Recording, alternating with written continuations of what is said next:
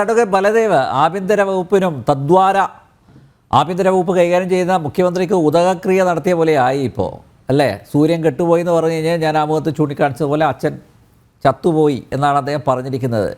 ഇനി ആരിലും വിശ്വാസമില്ല. മാത്രമല്ല അദ്ദേഹം ചോദിക്കുന്നുണ്ട്, ഈ മരുമോന് വേണ്ടി മാത്രം ഇങ്ങനെ ഭരണം നടത്തിയാൽ മതിയോ? മരുമോന് വേണ്ടി മാത്രമാണോ പാർട്ടി എന്നൊക്കെ.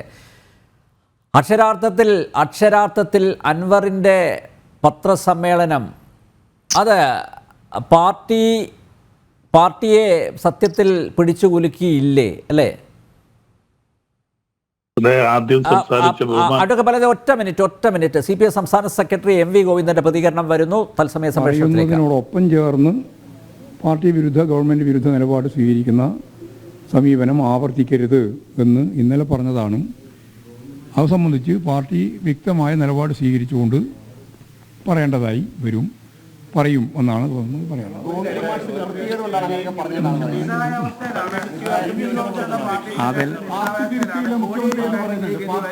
അതെല്ലാവരും ഇങ്ങനെ ഒരു ഗുരുതരവുമില്ല, ഒരു ഗുരുതരമായ ആരോപണവുമില്ല. ആരോപണം ഇല്ലാത്തതാണ് പ്രശ്നം.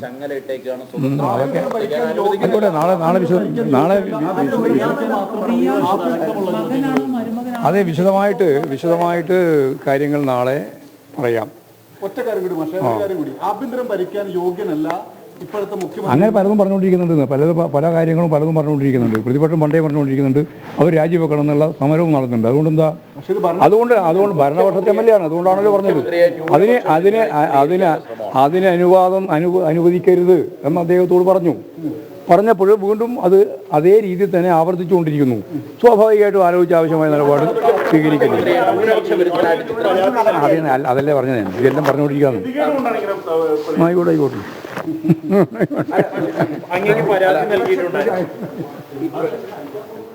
യെസ്, അഡ്വക്കേറ്റ് ബലദേവ് ഗുരുതരമായ ആരോപണമൊന്നും ഉന്നയിച്ചിട്ടില്ല, പക്ഷേ തക്കതായ നടപടിയെടുക്കുമെന്ന് പറഞ്ഞിട്ടുണ്ട് കേട്ടോ.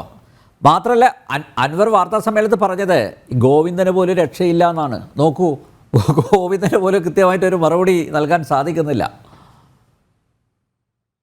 ബഹുമാനപ്പെട്ട BJP നേതാവ് അവൻ തുടക്കത്തിൽ തന്നെ വളരെ നിഷ്പക്ഷമായി തന്നെ കാര്യങ്ങൾ വിലയിരുത്തി. അൻവർ നേരത്തെ തന്നെ പറഞ്ഞ കുറെ ആരോപണങ്ങൾ, മാമി തിരുവാതാനും ADGPക്കെതിരെയുള്ളത്, സുജിത്ദാസിനെതിരെയുള്ളത്, P ശശിക്കെതിരെ കുറെ ആരോപണങ്ങൾ നേരത്തെ പറഞ്ഞു. പിന്നീട് അദ്ദേഹം പറയാതെ തന്നെ പറഞ്ഞ ഒരു കാര്യമുണ്ട്, സ്വർണം പൊട്ടിക്കൽ കേസ്. ഇത് ഞാൻ തന്നെ ശ്രീ MK ഹരിദാസും ഒക്കെ ഇരുന്ന ഇന്നലെ ഒരു ചർച്ചയിൽ ഞാൻ പറഞ്ഞതാണ്. ഈ സ്വർണം പൊട്ടിക്കൽ കേസുമായി ബന്ധപ്പെട്ട് അൻവർ ആരെയൊക്കെ സംരക്ഷിക്കാൻ ശ്രമിച്ചിട്ടുണ്ട്. അൻവർ അതിന്റെ ഒരു കണ്ണിയായിരുന്നു. അദ്ദേഹത്തിനെ കൂടെ രക്ഷപ്പെടുത്താനുള്ള ശ്രമം പത്മനാഭൻജി പറഞ്ഞതുപോലെ തന്നെ ആ ശ്രമവുമായിട്ട് അദ്ദേഹം P ശശിയുടെയോ ആരുടെയെങ്കിലും ഒക്കെ ചെന്നിട്ടുണ്ടാവും. അത് രക്ഷപ്പെട്ടിട്ടുണ്ടാവത്തില്ല എന്ന് തുടക്കത്തിൽ ഈ ചാനലിലും മറ്റു പല ചാനലിലും ചർച്ചയ്ക്ക് ഞാൻ പറഞ്ഞിട്ടുണ്ട്. സ്വർണ്ണക്കടത്തുമായിട്ട് അദ്ദേഹത്തിന് ബന്ധമുണ്ട്. അതാണ് അദ്ദേഹത്തിന് ഇത്രയും കൂടുതൽ പ്രകോപിപ്പിച്ചു. ഇനി അതവിടെ നിൽക്കട്ടെ. ബഹുമാനപ്പെട്ട MK ഹരിദാസ് പറഞ്ഞ ചില കാര്യങ്ങൾ പുതിയതായിട്ട് അൻവർ യാതൊന്നും പറഞ്ഞില്ല. അൻവർ തുടക്കത്തിൽ എന്തൊക്കെ ഇൻഡയറക്റ്റ് ആയിട്ട് പറഞ്ഞു, അതിപ്പോൾ ഡയറക്റ്റ് ആയിട്ട് പറഞ്ഞു എന്നുള്ളതേ ഉള്ളൂ. അദ്ദേഹത്തിന്റെ പ്രധാനപ്പെട്ട ആരോപണം ആർക്കെതിരെയായിരുന്നു? P ശശി മുഖ്യമന്ത്രിയുടെ പൊളിറ്റിക്കൽ സെക്രട്ടറിയാണ്. ഹോം വകുപ്പ് കൈകാര്യം ചെയ്യുന്ന മുഖ്യമന്ത്രിയുടെ പൊളിറ്റിക്കൽ സെക്രട്ടറിക്കെതിരെ ആരോപണം വന്നാൽ ആ ആരോപണം ഇൻഡയറക്റ്റ് ആയിട്ട് മുഖ്യമന്ത്രിക്കെതിരെയുള്ള ആരോപണമാണ്. അദ്ദേഹത്തിന്റെ കീഴിലുള്ള ADGPക്കെതിരെ, മലപ്പുറം SPക്കെതിരെ, മാമി തിരുവാതിര കേസ് അന്വേഷിച്ച ഒരു ക്രൈംബ്രാഞ്ച് SPക്കെതിരെ, അതുപോലെ സ്വർണ്ണക്കടത്ത് കേസ് അന്വേഷിച്ച കുറെ പോലീസ് ഉദ്യോഗസ്ഥർക്കെതിരെ, ഇതെല്ലാം അദ്ദേഹം നേരത്തെ തന്നെ പറഞ്ഞുകൊണ്ടിരിക്കുന്ന ആരോപണങ്ങളാണ്. ഇന്ന് അദ്ദേഹം പറഞ്ഞ എന്താ? ഇവരെയൊക്കെ മുഖ്യമന്ത്രി സംരക്ഷിക്കുന്നു. ഇതൊക്കെ നേരത്തെ പറഞ്ഞതിനകത്ത് ഉണ്ടായിരുന്നു. കാരണം പൊളിറ്റിക്കൽ സെക്രട്ടറി ആയാലും അഡീഷണൽ ADGP ആയാലും ഒന്നും പറഞ്ഞില്ല. മരുമോന്റെ പണ്ടും പറയുന്നുണ്ട്. അദ്ദേഹം ഇൻഡയറക്റ്റ് ആയിട്ട്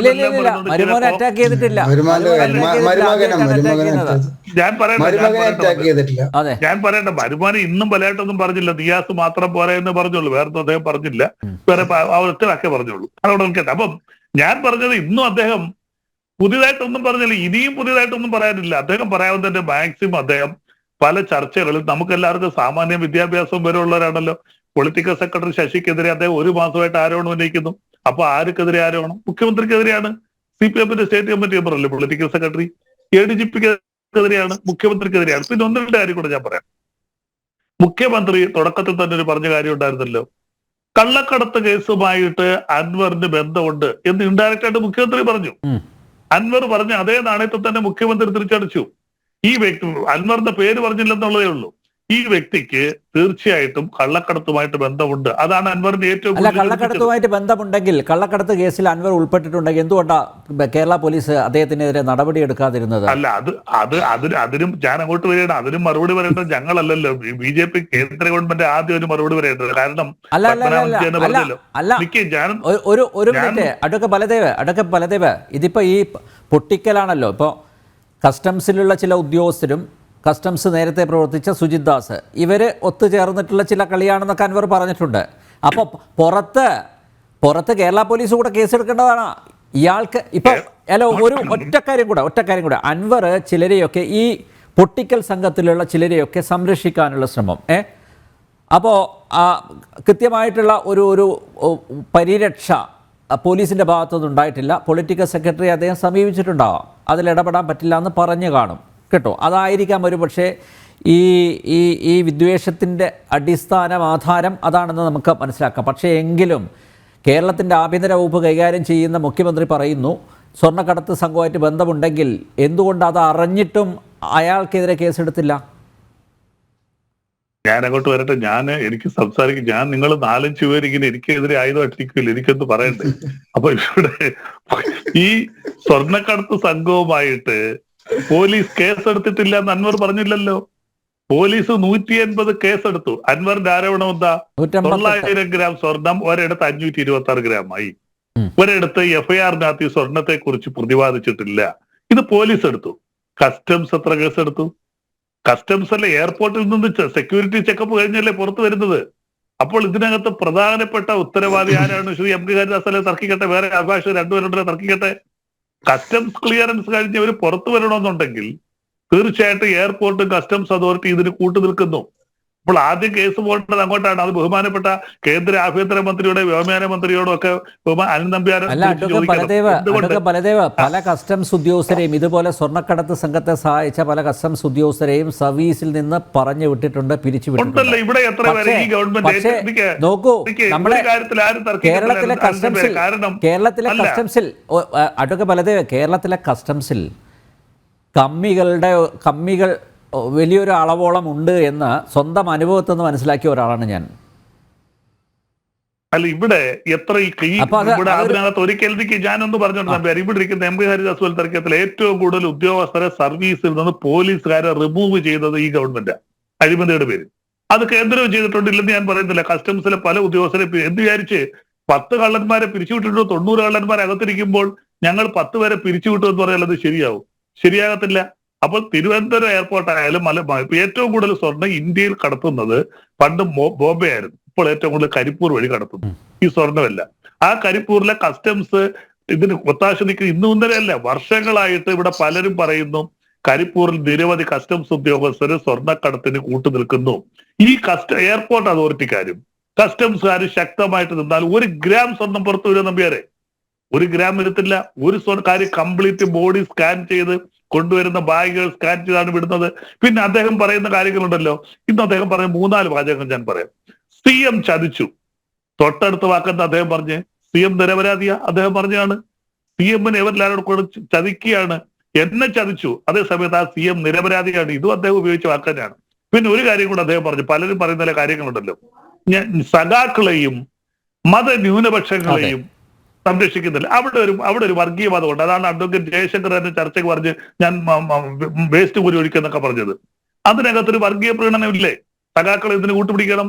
സഖാക്കൾ ഞങ്ങളൊക്കെ ഈ സഖാക്കളാണ്, ഞങ്ങൾക്ക് അനുഭവപ്പെട്ടിട്ടില്ല. അപ്പോൾ അതിനകത്തൊരു വർഗീയത കൂടെ കാണുന്നുണ്ട്. മതന്യൂനപക്ഷങ്ങളെ ചതിച്ചു എന്ന് പറഞ്ഞപ്പോ ആരാ ഈ പിടിച്ചിരിക്കുന്ന കേസ്? അദ്ദേഹം കൊണ്ടുവന്ന് ഇന്ന് അഭിമുഖം നടത്തിയ 3-4 പേര് അവരൊക്കെ ഈ മതന്യൂനപക്ഷത്തിൽ വരുന്നവരാണ്.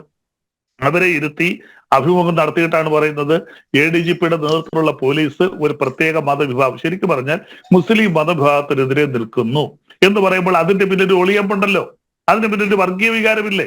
അപ്പൊ ആ വർഗീയ വികാരം കൂടി ഇളക്കി വിടുക എന്നുള്ള ലക്ഷ്യം കൂടിയുണ്ട് അദ്ദേഹത്തിനുണ്ട്. അപ്പൊ ഈ രീതിയിൽ അദ്ദേഹം പറഞ്ഞിരിക്കുന്ന കാര്യങ്ങളൊന്നും തന്നെ പുതിയതായിട്ട് എനിക്ക് തോന്നുന്നില്ല. അദ്ദേഹം നേരത്തെ മാസങ്ങളായിട്ട് പറഞ്ഞുകൊണ്ടിരിക്കുന്നത്, കഴിഞ്ഞ പത്രസമ്മേളനത്തിൽ പറഞ്ഞത്, ഇപ്പോൾ അദ്ദേഹം ഒന്നും കൂടെ വ്യക്തമാക്കി പറഞ്ഞു. അദ്ദേഹത്തിന്റെ ടാർഗറ്റ് എല്ലാം പോലീസും P. ശശി ബഹുമാനപ്പെട്ട മുഖ്യമന്ത്രിയുമാണ്. അതിന്റെ കാരണം ബഹുമാനപ്പെട്ട ശ്രീ പത്മനാഭൻജി പറഞ്ഞതുപോലെ തന്നെ അദ്ദേഹത്തിന്റെ ചില ചെയ്തികൾക്ക് ഗവൺമെന്റ് കൂട്ടുനിൽക്കും. ഒന്നുകൂടെ ഞാൻ പറയാം. എം വി രാഘവൻ പുറത്തുപോയി, ശ്രീ എം പി കാര്യസ് പറഞ്ഞ പോലെ പുറത്തു പോകുമ്പോൾ അദ്ദേഹം CPM-നെതിരെ ഇടതുപക്ഷത്തിനെതിരെ ഒരുപാട് ആരോപണം ഉന്നയിച്ചിരുന്നു. ചെന്ന് കയറിയത് എന്താ? അദ്ദേഹത്തിന്റെ തലവേദനയുണ്ടായി. ഗൗരിയമ്മ, കേരളത്തിലെ ഏറ്റവും വലിയ നേതാവായിരുന്ന ഗൗരിയമ്മ പുറത്തു പോയപ്പോൾ അന്നിരുന്ന മുഖ്യമന്ത്രിക്ക് CPM നേതൃത്വത്തിനെതിരെ ഒരുപാട് ആരോപണങ്ങൾ പറഞ്ഞു. അവസാനം ഗൗരിയമ്മ CPM-ൽ കയറാനായിട്ട് പരമാവധി ശ്രമം നടത്തി. തോമസ് ഐസക്കും അച്യുതാനന്ദൻ അവരെ പോയി ഗൗരിയമ്മ കണ്ട്, എന്തായാലും അതാരും തർക്കിക്കത്തില്ലല്ലോ. അച്യുതാനന്ദൻ അവരെ കണ്ട് CPM-ൽ വന്ന് എനിക്ക് ആ ചെങ്കൊടി വീണ് മരിക്കണം എന്നൊരാഗ്രഹം ഉണ്ടായിരുന്നു. പക്ഷെ അവർക്ക് അത് കഴിഞ്ഞില്ല. അപ്പൊ അതുപോലെ മുന്നണിയോ പാർട്ടിയോ വിട്ടു പോകുമ്പോൾ അതിന്റെ തുടക്കമായിട്ട് ആരോപണങ്ങൾ ഉന്നയിക്കുന്നത് സ്വാഭാവികമാണ്. ഇനി ഇതിന്റെ യാഥാർത്ഥ്യങ്ങൾ എന്താണെന്ന് ഞാൻ നേരത്തെ പറഞ്ഞാൽ കേന്ദ്ര ഗവൺമെന്റ് അന്വേഷിക്കാം, സംസ്ഥാന ഗവൺമെന്റ് ശരിയാ, മുഖ്യമന്ത്രിയുടെ കീഴിലുള്ള പോലീസുകാരെ അന്വേഷിച്ചാൽ തെളിവ് പുറത്തു വരത്തില്ല. നിങ്ങൾക്കും പറയാം, എനിക്കും പറയാം. പക്ഷെ ഇങ്ങനെ കസ്റ്റംസ് വഴി സ്വർണം വന്നിട്ടുണ്ടെങ്കിൽ ഇത് കേന്ദ്ര ഗവൺമെന്റ് അന്വേഷിക്കാം, EDക്ക് അന്വേഷിക്കാം. അതിന് സംസ്ഥാന ഗവൺമെന്റ് അനുവാദം വേണ്ട ED അന്വേഷിക്കുന്നതിന്. അതുപോലെ തന്നെ PMLA കേസുമായിട്ട് ബന്ധപ്പെട്ട് EDക്ക് അന്വേഷിക്കാം. അനധികൃതമായ സ്വർണ്ണക്കടത്ത് രാജ്യദ്രോഹ കുറ്റത്തിൽ വരുന്നതാണ്. NIAക്ക് അന്വേഷിക്കാം, അതിനും ഗവൺമെന്റ് അധികാരം വേണ്ട. CBI അന്വേഷിക്കണമെങ്കിൽ മാത്രം സംസ്ഥാന ഗവൺമെന്റോ ഹൈക്കോടതി അധികാരം കൊടുത്താൽ മതി. NIA ED ഏത് കേസും അന്വേഷിക്കുന്നതിന് സംസ്ഥാന ഗവൺമെന്റ് ഒരധികാരവും വേണ്ട. അവരോട് അന്വേഷിക്കട്ടെ, ഞങ്ങൾ അതിനെ സ്വാഗതം ചെയ്യുന്നു. വരട്ടെ, അന്വേഷണം വരട്ടെ, നമുക്ക് അതിനെക്കുറിച്ച് പിന്നീട് കാണാം.